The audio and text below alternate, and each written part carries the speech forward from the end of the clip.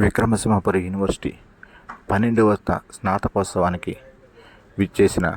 governor Shri S Abdul Nazir గారికి రాష్ట్ర ప్రభుత్వం తరపున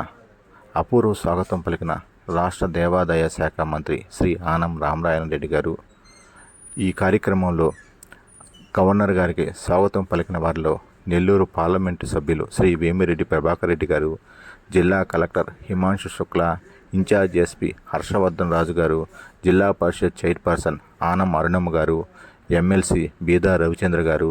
శాసనసభ్యులు కోటంరెడ్డి శ్రీధర్ రెడ్డి గారు, సోమిరెడ్డి చంద్రమోహన్ రెడ్డి గారు, వేమిరెడ్డి ప్రశాంత్ రెడ్డి గారు, నెల్లూరు నగర mayor Sujatha garu, Vikrama Simhapuri university vice chancellor professor Allam Srinivasa Rao garu, registrar doctor Sunitha garu, రాష్ట్ర వక్ఫ్ బోర్డ్ చైర్మన్ అబ్దుల్ అజీజ్ గారు తదితరులందరూ